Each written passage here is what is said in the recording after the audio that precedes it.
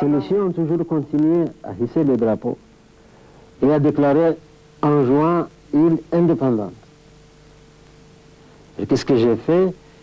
J'ai dit à l'armée, allez en juin, mais vous n'allez pas mener la guerre. Donc pas d'armes lourdes, vous allez simplement rétablir les libertés individuelles, parce qu'elles sont confisquées même jusqu'à maintenant. Mettre en place nos institutions, comme elles étaient avant. Il est parti,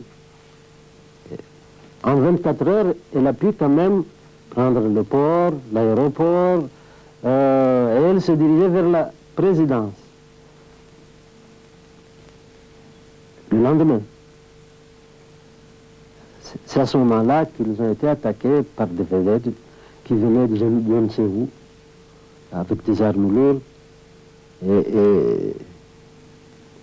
Et c'est ainsi qu'il y a eu un combat. Et pourquoi j'ai dit ça? Parce qu'en juin,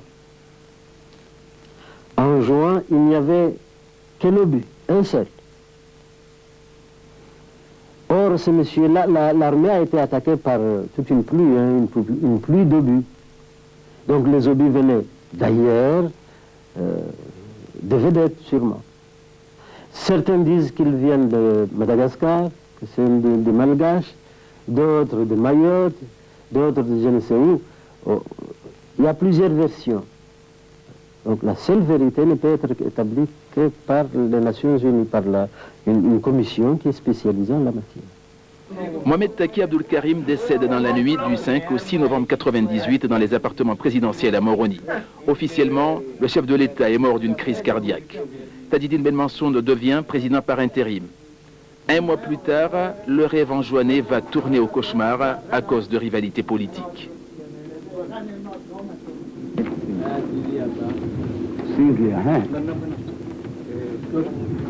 Les hommes du président autoproclamé Abdallah Ibrahim et ceux de Chamassi Seyd Omar vont s'entretuer durant plusieurs jours. La guerre civile en juin a fait une dizaine de morts, beaucoup de blessés, et elle a poussé une bonne partie de la population vers Mayotte et la Grande Comore.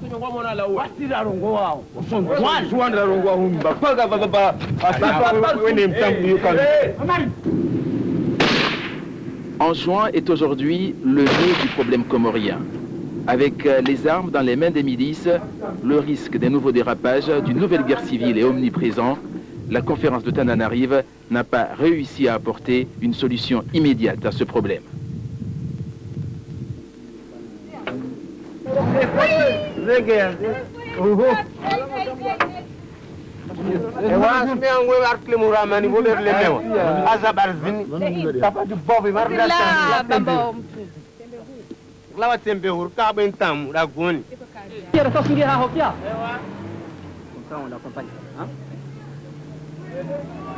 Parce que le fédéralisme inscrit dans la Constitution n'a jamais été appliqué et que la sécession anjouanaise posait problème et pose toujours problème au niveau international, l'OUA, l'Organisation de l'Unité africaine, a réussi à réunir à Tananarive la semaine dernière les Anjouanais, les Mohédiens, les Grands Comoriens. Durant 5 jours, les Comoriens ont eu l'occasion de se parler les yeux dans les yeux, de se dire les grandes vérités. Tous sont d'accord pour dire qu'il faut aujourd'hui changer de système, qu'il faut réussir à sauver l'intégrité territoriale des Comores, mais les Anjouanais ont préféré se donner le temps de la réflexion. Retour sur une difficile semaine de négociations. «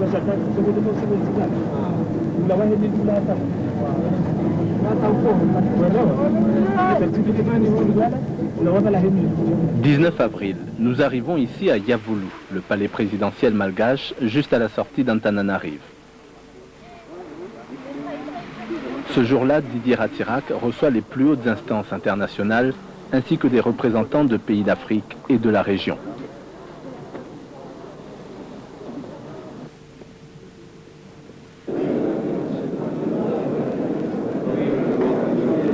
Mais surtout, il reçoit les Comoriens, Anjouanais, Grands Comoriens et Mohédiens, pour la conférence inter-îles, conférence qualifiée de dernière chance. Il y a là le gouvernement comorien, l'Union européenne, la Ligue arabe, l'ONU, l'OUA, tous réunis au chevet des Comores.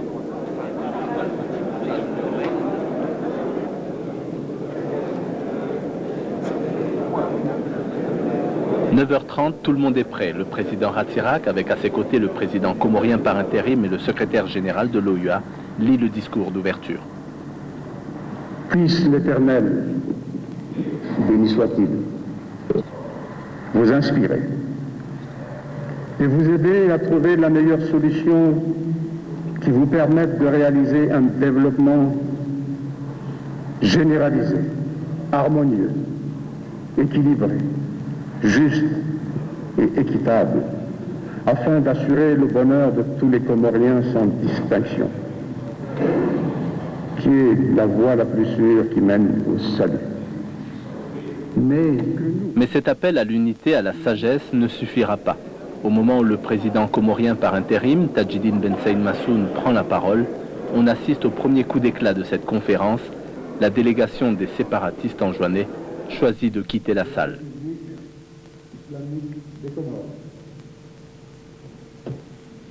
Messieurs les premiers ministres, messieurs les ministres... Pour eux, le président comorien n'a aucune autorité sur Anjouan et les enjoignait. Messieurs les représentants des organismes internationaux, mesdames et messieurs les délégués, chers... C'est une déclaration. Là, je ne suis pas du tout, je ne suis pas du tout au courant. J'étais même en retard. Mais c'est les observateurs qui sont... Pourquoi vous ne voulez pas l'écouter, le président comorien? Du moins celui par intérim. Bon, parce que d'abord on ne le reconnaît pas.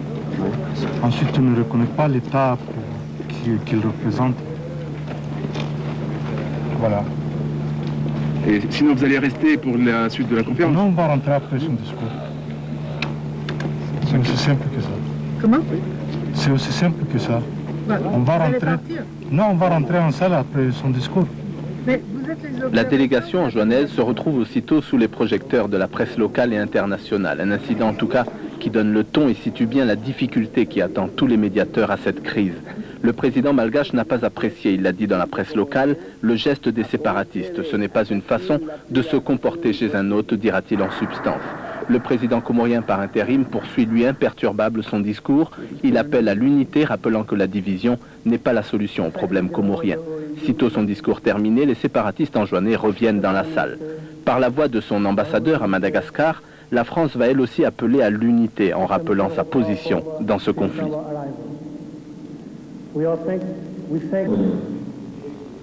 En ce qui la concerne, la France a depuis le début de la crise comorienne adopté la même attitude.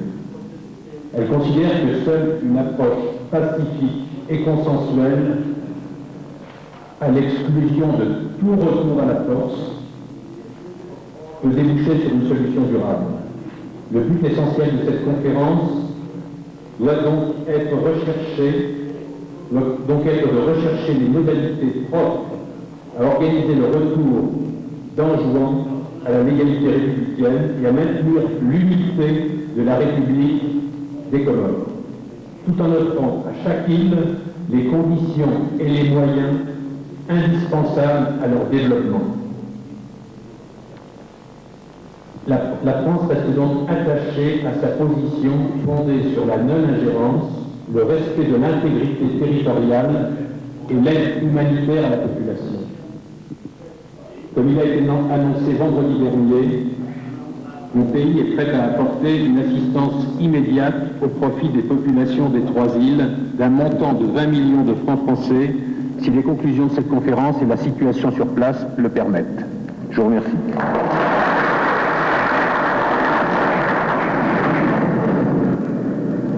Une intervention applaudie, mais ce n'est pas tout le monde dans la salle qui aura apprécié ce discours, notamment les représentants du Front démocratique, le parti indépendantiste de Mayotte, qui ont fait le déplacement pour faire entendre leur voix. Ils étaient là en tant que simples observateurs.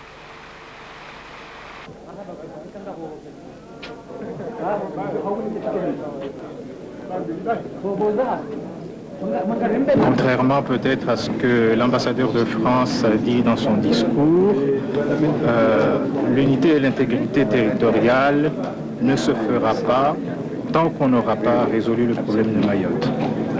Peut-être a-t-il voulu racheter encore une fois Mayotte avec 20 millions, mais je pense que ça ne suffira pas. Il faut absolument résoudre le problème de Mayotte pour qu'on puisse trouver une solution durable et sérieuse. Alors il y a ceux qui ont été choqués bien sûr par le discours de l'ambassadeur et puis il y a ceux que l'attitude de la délégation joannaise a quelque peu refroidi.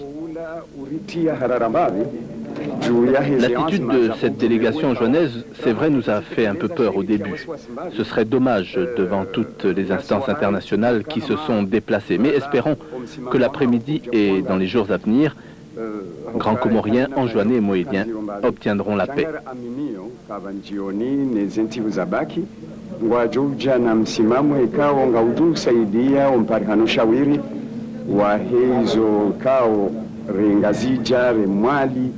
nani jumuiya hema taifa hunu ngwazita hao disulhu ya hele taifa la Comore na wa Comore. Cette cérémonie d'ouverture se termine donc sur cette fausse note et dans l'après-midi de ce 19 avril, eh bien tout le monde se retrouve au ministère des Affaires étrangères situé au cœur de la capitale malgache.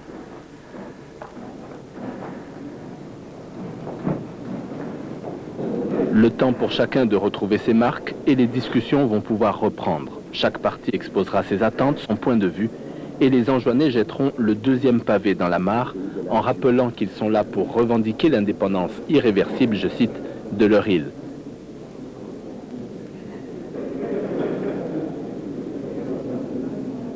Dans l'assistance, c'est la douche froide.